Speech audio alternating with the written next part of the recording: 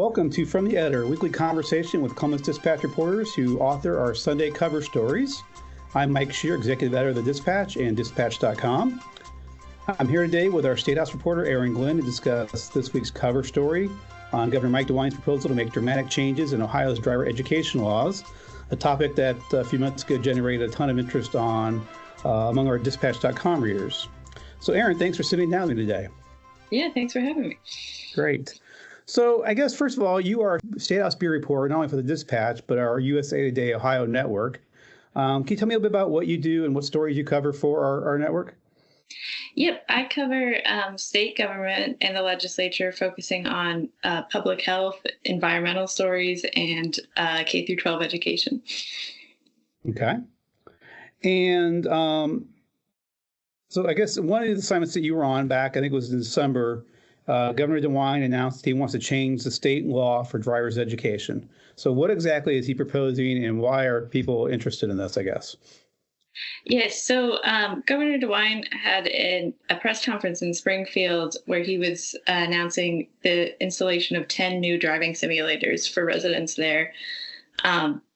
This was in Springfield because Springfield was already part of a national spotlight after Vice President-elect J.D. Vance posted some claims on Twitter about, or X, formerly Twitter, about the increase in Haitian immigrants there. A lot of Springfield residents said that they had noticed they had to do more defensive driving around Springfield because they didn't think the Haitian immigrants were accustomed to U.S. driving laws.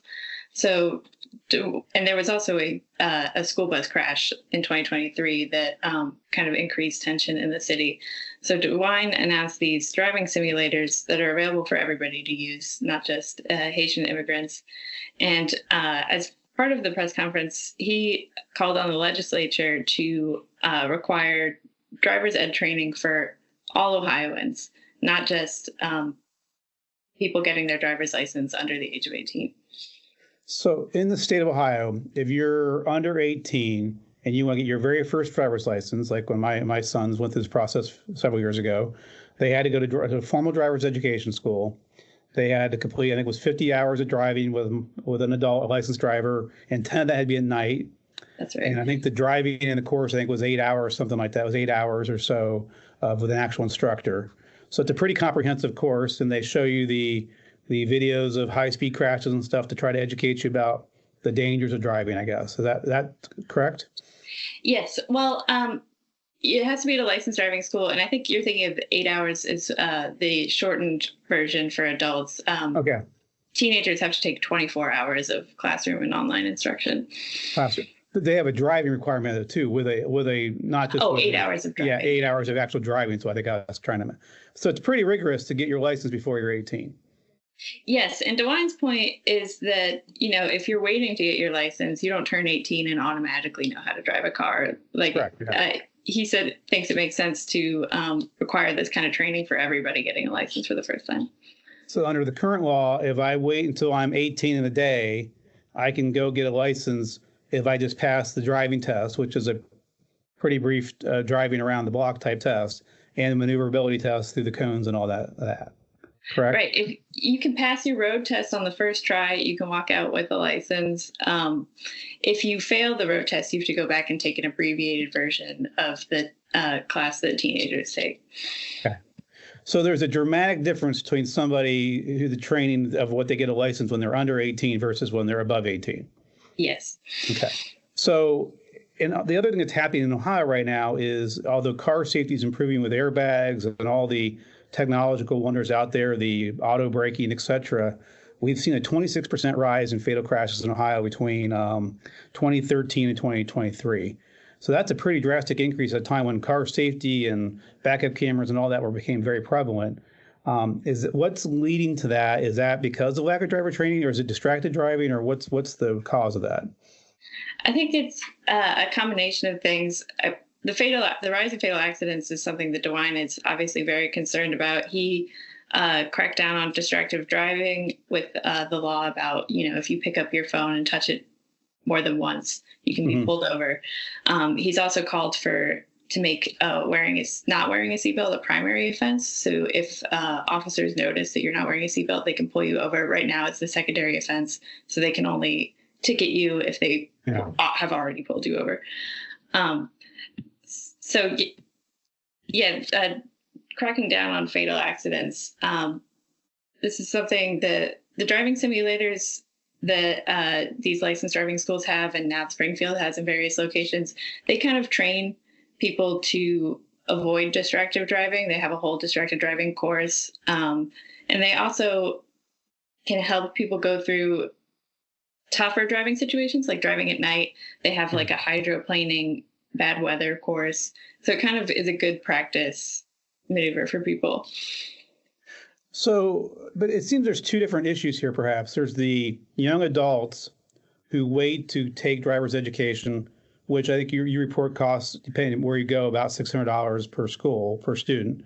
There's that group of folks who are growing up and getting to age 18 and not doing driver's education for whatever reason, to save money or time or whatever the case may be, or they want to be older before they drive. So you have those folks that are out there driving with less training, but you also have folks that are moving to the United States and moving to Ohio who might also have language barriers and also are coming from different driving rules or whatever the case may be. So it's both those audiences we're really talking about here that are the governor's concerned about. Is that fair? Yes, absolutely. I spoke to Aisha Stevens, who's a driving instructor on the north end of Columbus, and she said that most of the students she gets that are over 18 are Somali immigrants, because we know that Columbus has a big Somali immigrant population. And with those students, it's less about maneuverability and driving a car. They've driven cars before. It's more about the rules of the road in the U.S., what signs mean in Ohio. Yeah. That's the kind of education that they're looking for. Okay. I mean, I presume, too, that any driver's education course in 2025 has a part about distracted driving, your phone and texting while driving, all those things that Ohio's cracked down on fairly successfully. It looks like you report there was at a 11.6% drop in distracted driving since the law took effect in 2023. So that's notable, obviously.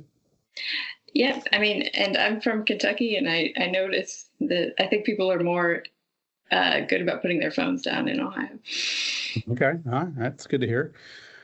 So, what have any other states that you're aware of have done what DeWine's proposing here, where he would force those first-time license holders or first-time license seekers to get driver's education training at any age?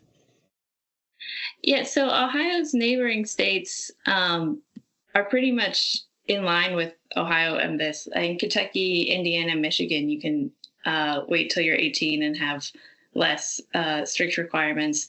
Indiana does have more strict requirements for new drivers, where they do have to take a course even if they are over 18. Okay. And has there been any difference in their? Do you know there's been any difference in their crashes or stats there? I'm not sure. I would have to go back and check when they passed that law. That's fine. All right.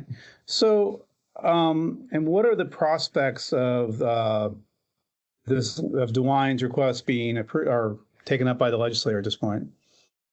Yes, both legislative leaders, the new House Speaker Matt Huffman and the new Senate Leader McCauley, have said that they are considering this. They the conversation around the state budget starts Monday, so they are having conversations about the transportation budget and are kind of, they told me, waiting to see how the debate around the transportation budget shakes up before they introduce a bill. Okay. So it could be part of the transportation budget, theoretically. Yes. Theoretically. Okay. When you spoke to the driver's ed training school, did they talk about why people are waiting? Or, I mean, she's mostly serving an immigrant community, is what you found, right? Yes. And what has her experience been with that community? I mean, it's good that they're seeking her out, I guess, right? Yes, and she actually operates out of a building that has a lot of resources for Somali immigrants, so it's a pretty seamless process to get help with your paperwork upstairs, go downstairs for the driving education. She said that she thinks that the legislatures could introduce a little bit of nuance in the driver's education for the immigrant population, because, like, as I talked about, they do know how to drive a car. They just aren't familiar with signs. Yeah. So maybe requiring more on the online classroom study and less on the actual driving time instruction. But she also said when it came to teenagers that she believes Ohio should go back to requiring driver's ed to graduate with a high school diploma. Make it part of the school curriculum again. Okay. I mean, I suppose you could see where they might even come up with a system like if you're under 21, you must do this. If you're over 21 and have been licensed before, you must do. I mean, you could come up with different ways to approach the problem and not overburden people with programs they may not need.